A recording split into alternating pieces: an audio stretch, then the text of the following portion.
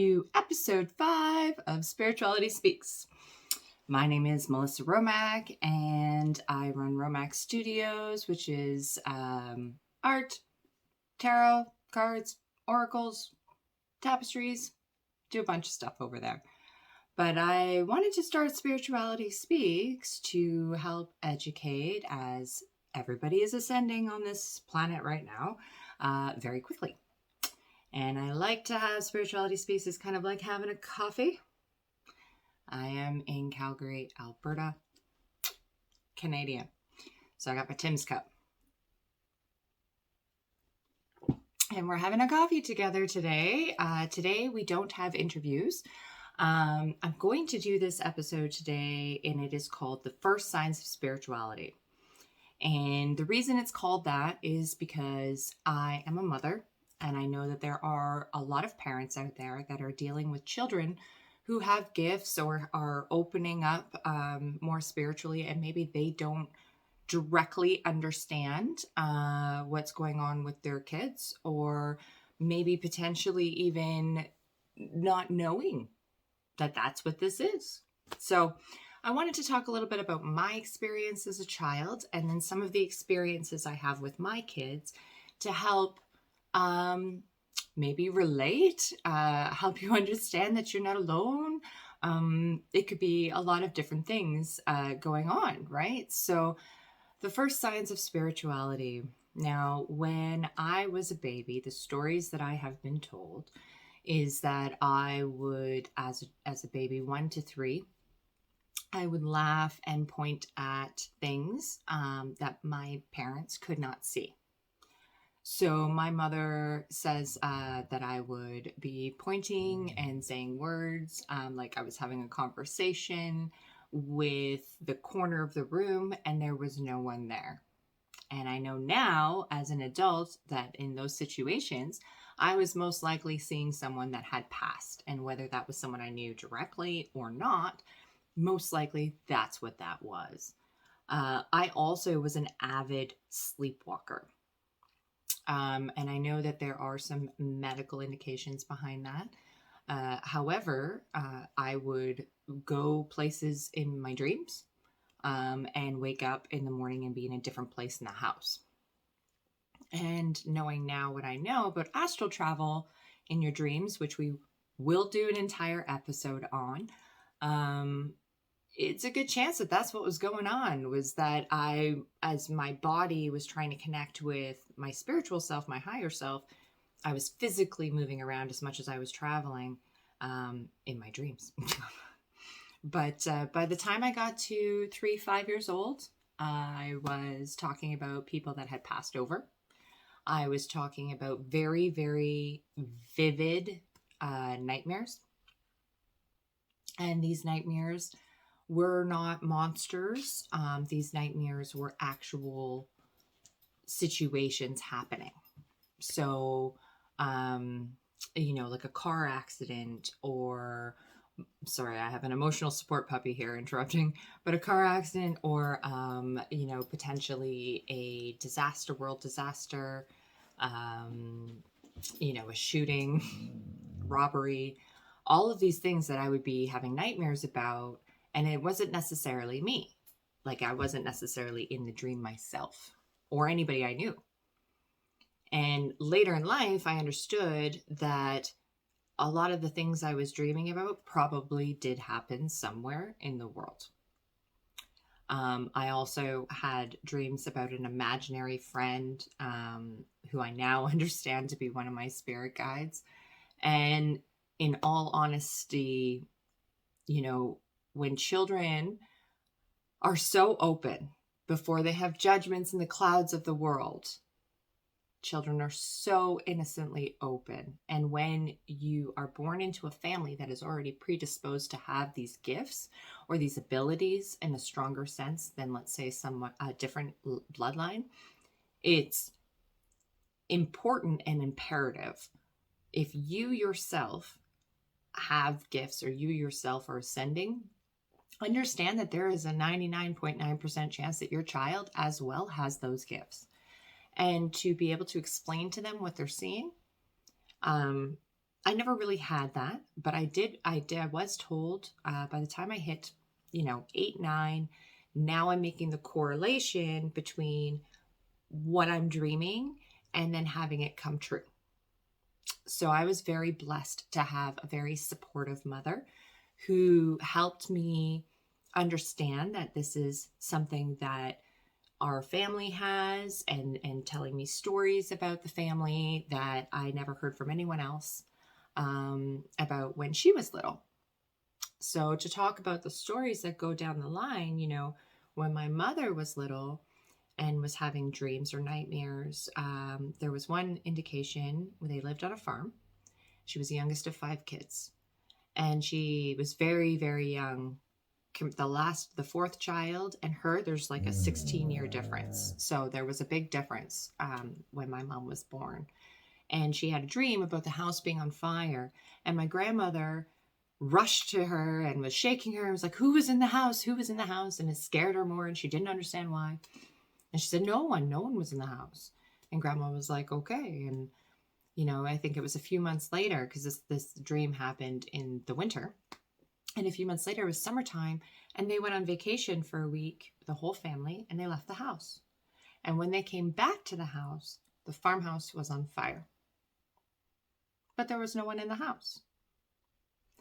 So things like that, pay attention to them.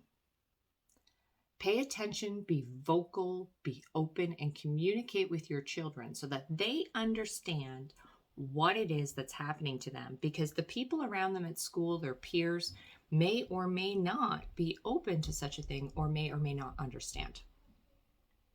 So they may not have anybody else to talk to about it other than you. So something to really take into account when you yourself have gifts and then your children are also born with gifts. So my mother didn't really understand it, but she at least was open and communicated with me, so I understood that I was not crazy. Cheers to that, okay?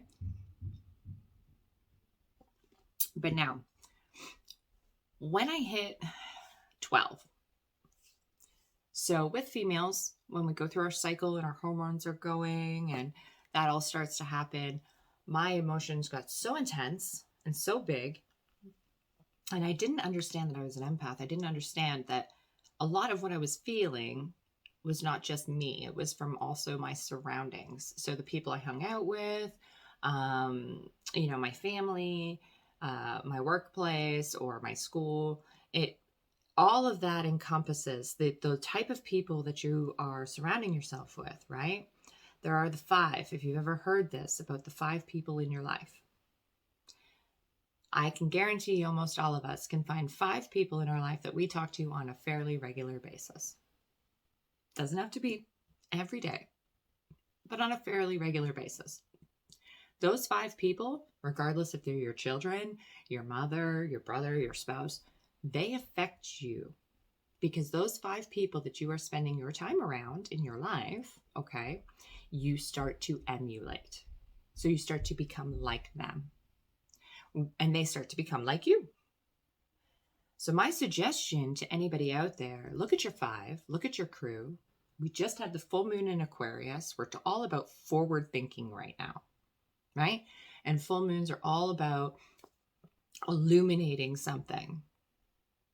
And sometimes it's not something we want to see, right? But we have to see it. And circling back to the first signs of spirituality, when full moons come and your kids are out of control and super emotional and crying, give them grace. They feel it harder than you do. They don't understand their feelings. They can't conceptualize them yet. So it's having patience with your children when they're going through those things as well. Because think about how hard it was for you to ascend and for you to go through these things and unlearn all these things from your past. Well, now your children are growing up in it and they are learning in it. Instead of unlearning, they're learning. Teach them the way the first time.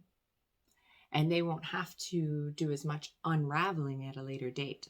And that is what my real true hope is for this new generation, is that they will be taught from a young age, right, to be able to understand those emotions, to be able to understand what they're feeling, what it is, understand the energy of the earth. That this is not just a place we've been graced with, guys. It's something that we need to take care of.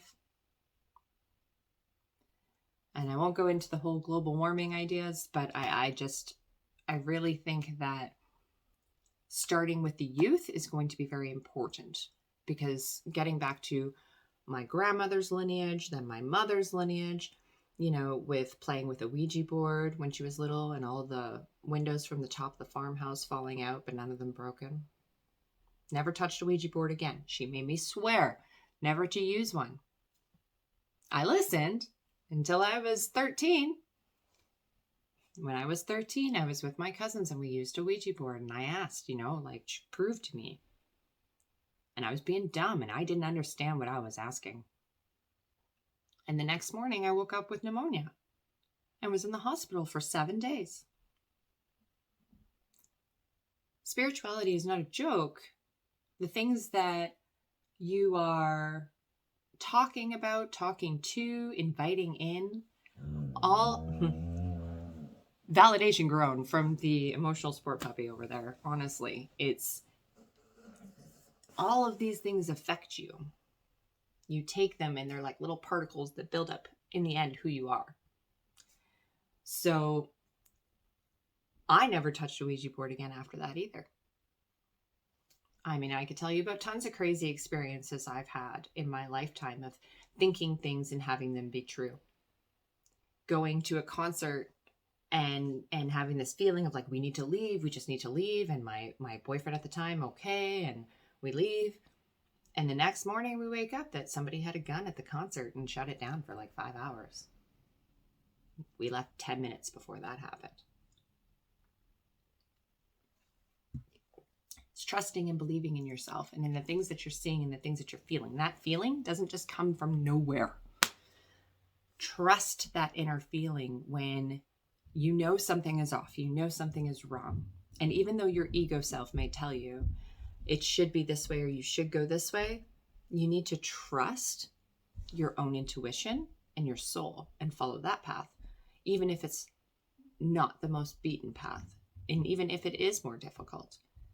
Because what you're building for your children and for the children coming is a foundation of open spirituality, a foundation where I would love to teach the new generation. It does not matter if you are a Christian, Catholic, Buddhist. It doesn't matter if you are an atheist, omnist, whatever religious or spiritual beliefs you have is okay, because that's yours. And if that makes you feel empowered and loved and safe, then by all means. I feel like everyone should have a right to practice how they believe so, because if we give that open, safe space to everyone, think about how much humanity would thrive. And how much humanity would change and grow and expand with this openness of conversation and gaining knowledge. Right? You'll never have a world without ego. It just won't happen. It doesn't, it is. We're humans, right? We're all going to have ego, whether we like it or not. But it's being able to recognize that ego for what it is as being a human being that is the most important, right? And connecting with that spiritual self, whether that be spirit, universe, God. It doesn't matter what you call it. It's a faith. And faith is believing in that which you do not see. Have faith in yourself. Have faith in your children. My kids are 12, 9, and 7. And the other day, my 12-year-old was talking about something at the table. My 7-year-old was on the couch. And my 7-year-old actually read the energy of the 12-year-old to the point of where they could explicitly describe a picture in their mind that literally came from the 12-year-old. The 12-year-old was shocked, like, oh my gosh, I can't believe that they saw that. Specifically, like very, very specific. It's the connection, energetic connection between people that you live with, energetic connection, people that you work with, energetic connection to the people that you're around. You're 5. Circling back to the 5. Find 5 people that you want to be like. No jealousy, no competition. Find people in your life that have what you want. Find people in your life that are better than you. Find people in your life that are smarter than you. And be in their life. Right? And learn from them. It's not about copying them or doing what they're doing. It's about pick their brain, gain your own knowledge, learn from them. How did you do this? And then take that information and fly with it on your own and put your own spin on it, your own creativity, right? And that's how you will grow, is through learning. How do your children grow? Through learning. Teach them. My children know how to meditate from day one. Anytime anybody got upset, it was take a deep breath. Breath work. Breath work without specifically being breath work. You can take these things and work them in, weave them in to the way that you parent every day. It starts with one little thing at a time. Even if it's during an upset situation where you yourself are upset. Because we all know that happens, right? Sit with them and say nothing. Let them bawl, freak out, scream, have a tantrum. Sit with them and just breathe. Because they will watch you and they will emulate you. You are one of their 5. Be someone that they want to emulate.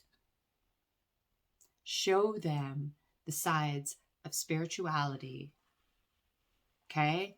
Show them and teach them that their gifts are a gift.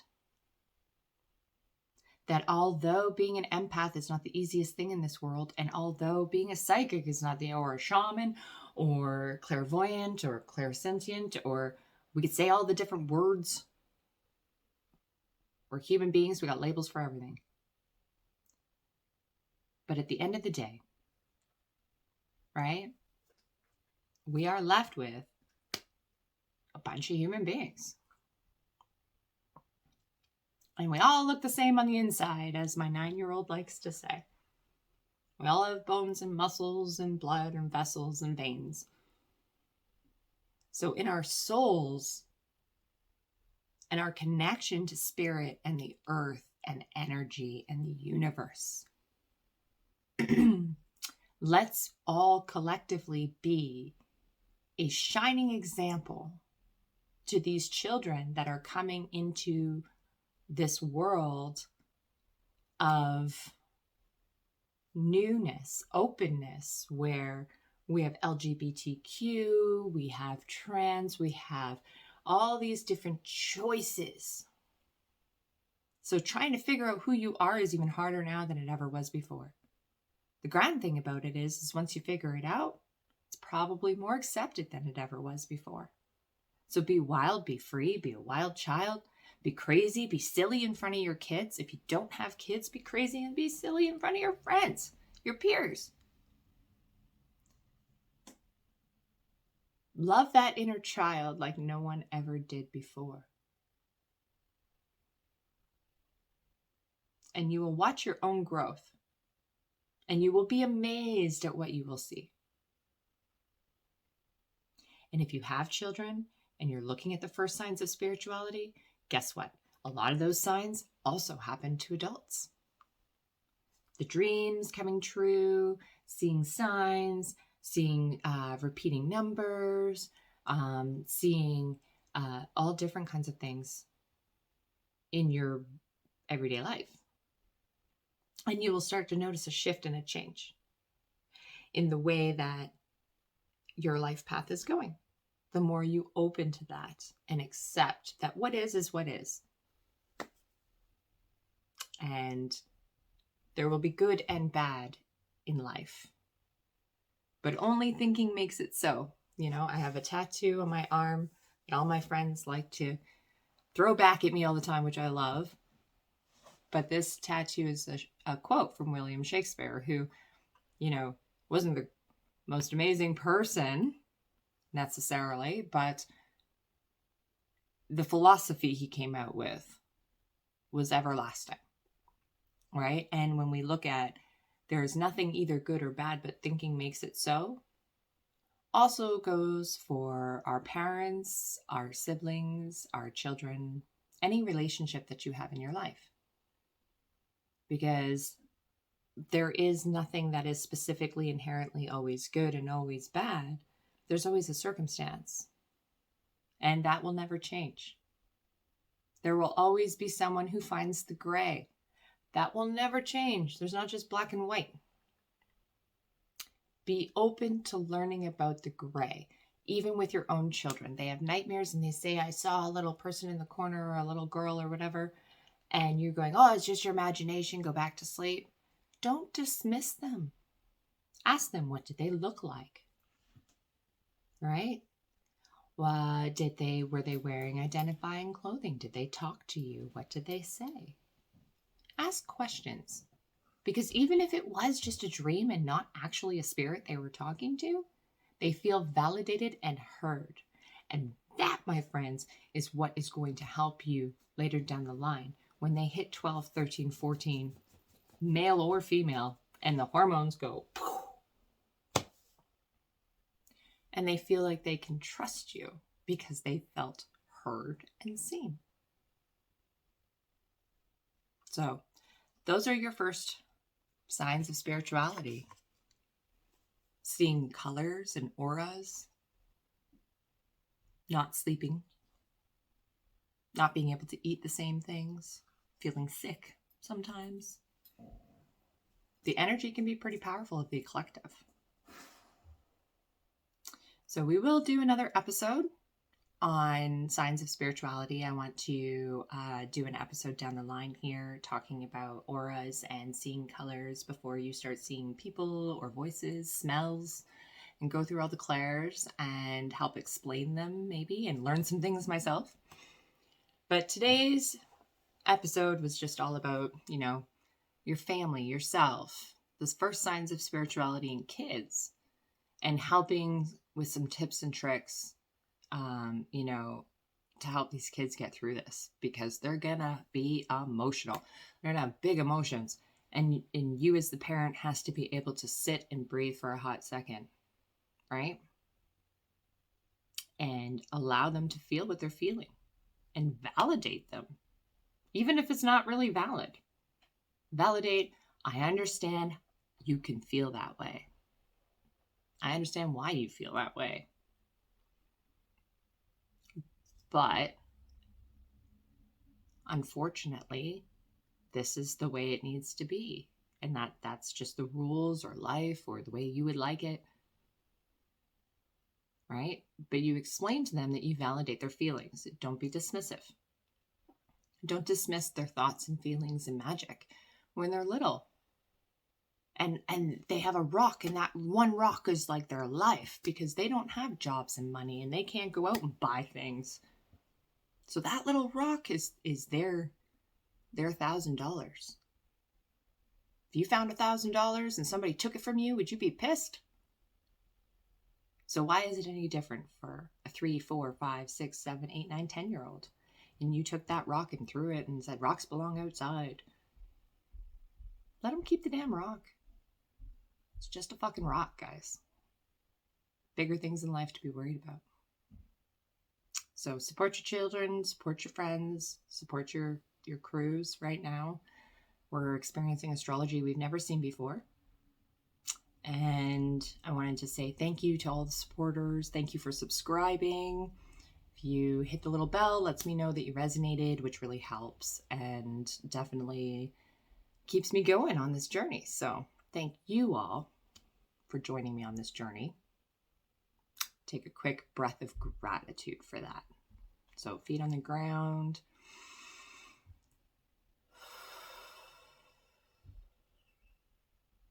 Deep breath of gratitude.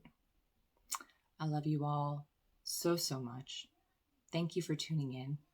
I hope that this episode helped. Please comment below if it did. And we will see you next week.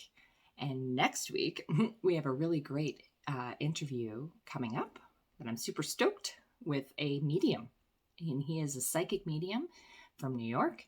And he is going to be talking to pets on the other side, talking to your family members on the other side, and also how you yourself can do some exercises to open your own gifts. So it's going to be pretty cool. And we will see you all then. So thank you for joining us on this journey.